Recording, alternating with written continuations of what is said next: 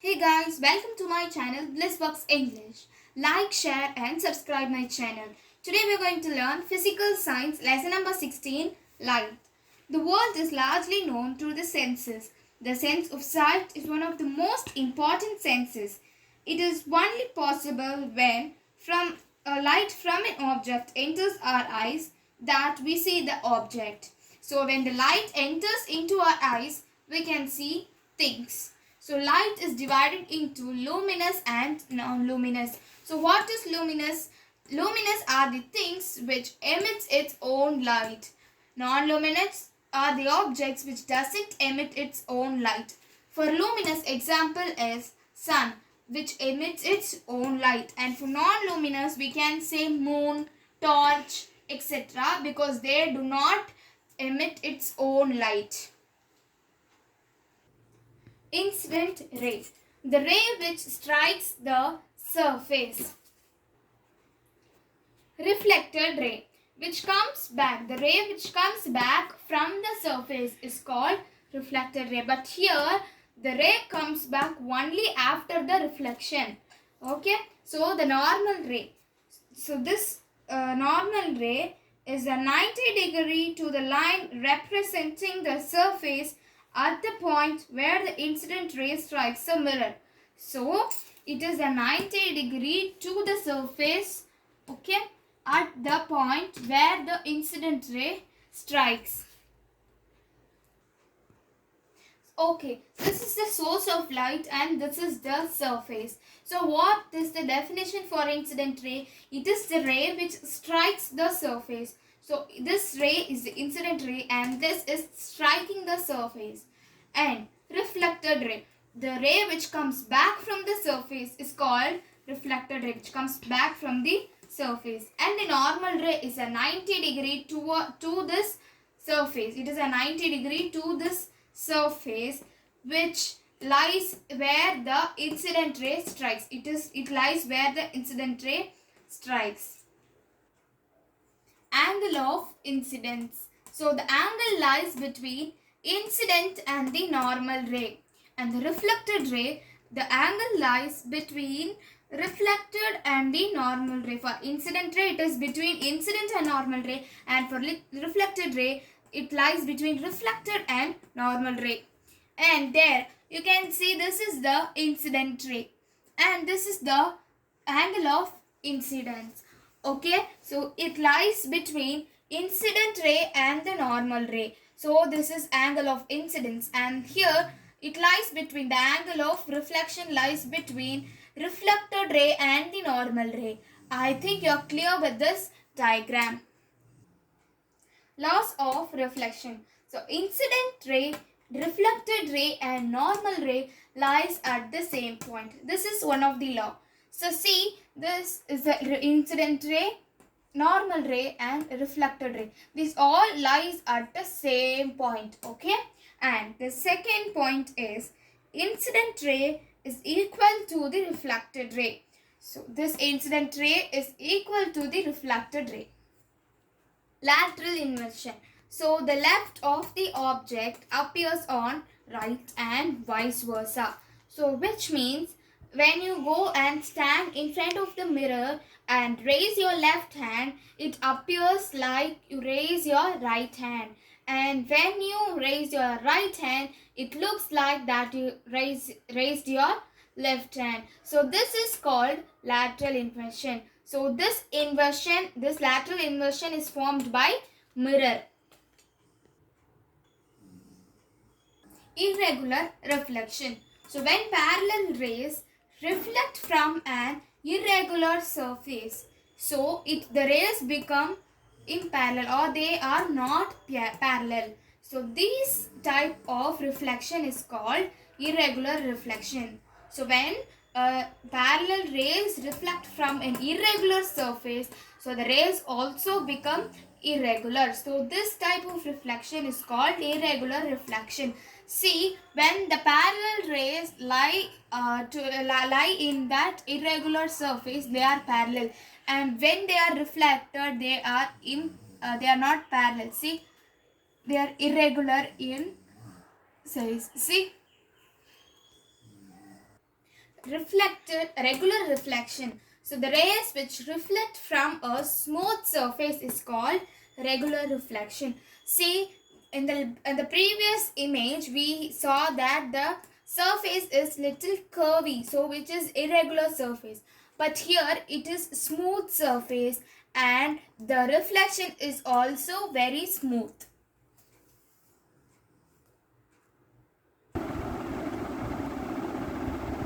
Periscope. It makes use of two plane mirrors. Okay. Example: submarines, tanks, and etc. So the periscope makes use of two plane mirrors, and it is used in submarines, tanks, and also by soldiers in bunkers to see things outside. So periscope and kaleidoscope. Kaleidoscope is the number of images formed by mirror placed at an angle to one another. So this is called kaleidoscope. The number of that is an idea. Okay, the idea of number of images formed by mirrors placed at the angle to one another is used in a kaleidoscope. So kaleidoscope is used in your playing toys to make it more attractive. And another important feature of kaleidoscope is that you will never see the same pattern again. So the designers of wallpapers and fabric and artists often use kaleidoscope to get new ideas for their patterns. Dispersion of light. Splitting of light into its colors is called dispersion of light. For example, here you have the source of light. So this is sun. The ray from the sun is passing through the glass prism so that it is divided into 7 colors: violet, indigo, red, green, yellow, orange, and red. Dispersion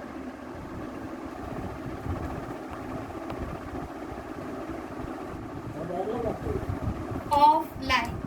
So splitting of light into its colors. As I already said, this is the splitting of light into its colors. So see once again, the rays of the sun is passing through this glass prism and is divided into its 7 colors: violet, indigo, blue, green, yellow, orange, and red.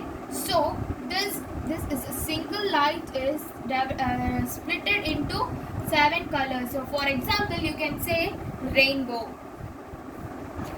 Structure of an eye.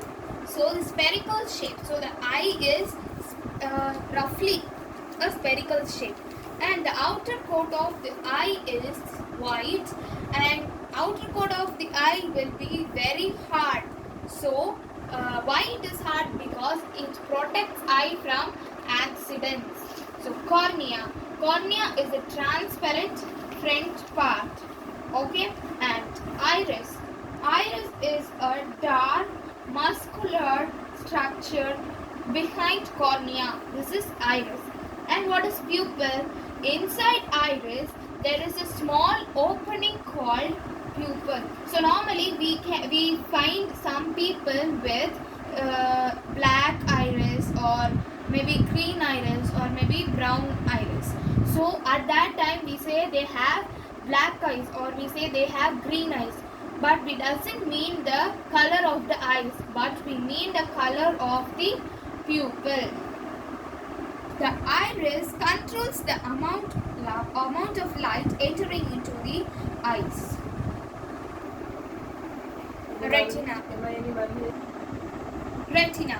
The lens focuses the light, okay, at the back of the eye. Okay, so there is a layer at the back of the eye. There is a layer called retina. Okay, at the part of retina, it contains many or several nerve cells. Okay, so the next term is optic nerve. So there are many sensations, isn't it? So that sensations are felt by the nerve. Okay, and from there it reaches to the brain by the nerve. It is transmitted to the brain through optic nerve only. And there are 2 kinds of cells. in our eyes. Okay, so they are cones and rods. Cones are sensitive during bright light. Okay, and rods are sensitive during dim light. So here you can find that owls, they are really very enthusiastic, or they go and find food only during dim light or at night. So at night there is dim light only, so they need rods. Okay, which means owls need large amount of rod cells, and they have cone cells in a less amount and rod cells more.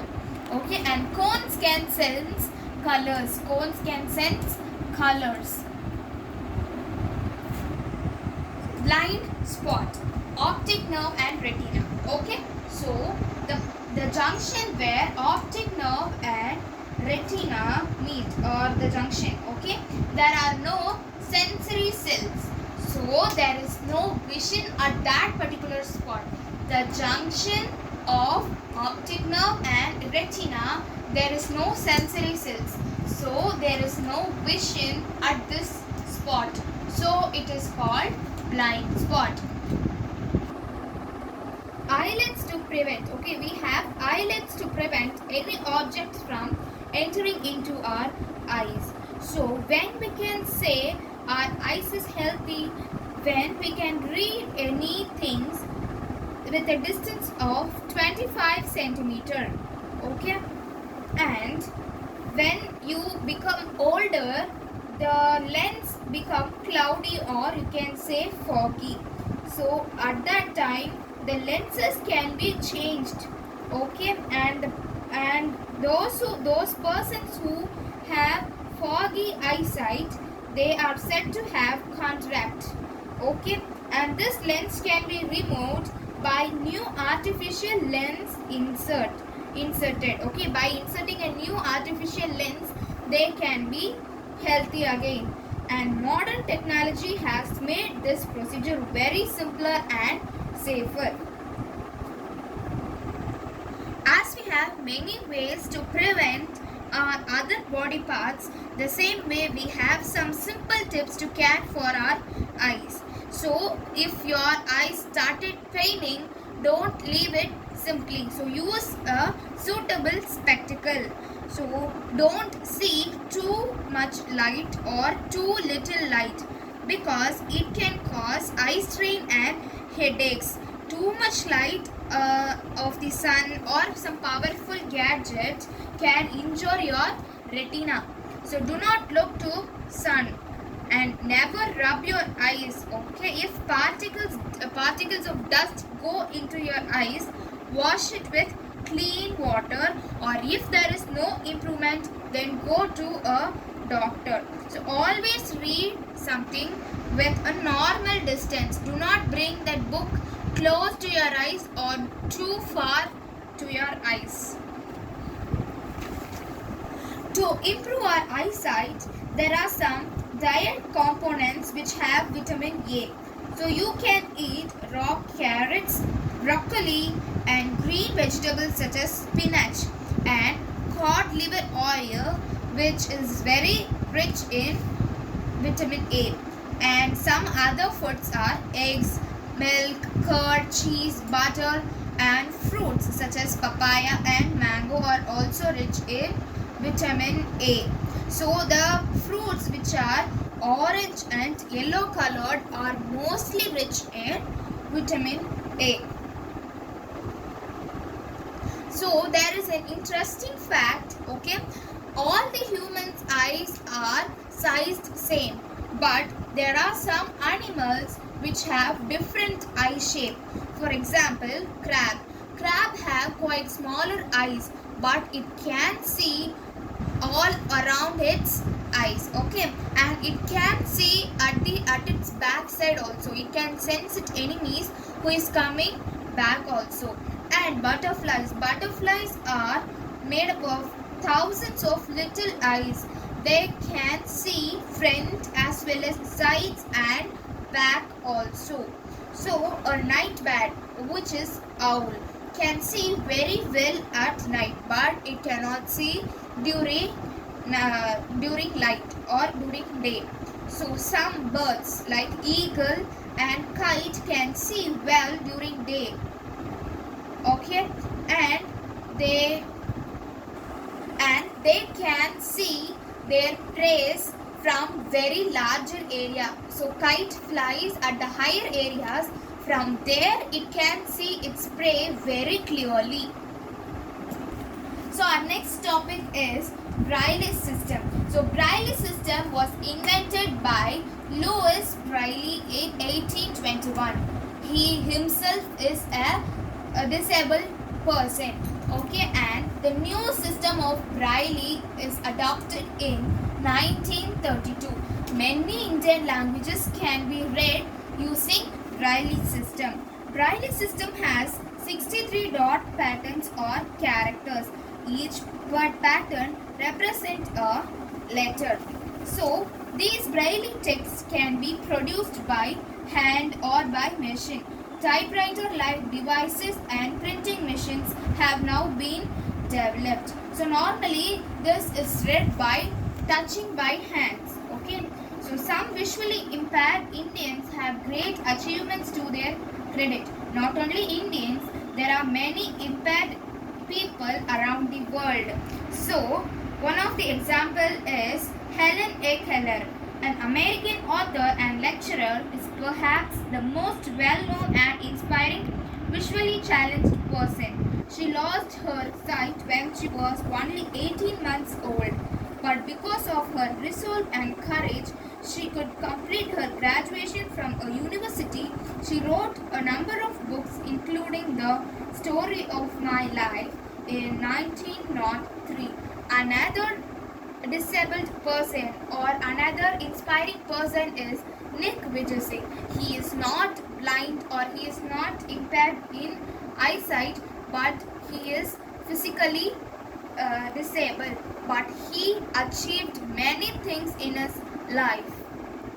Thank you for watching, guys.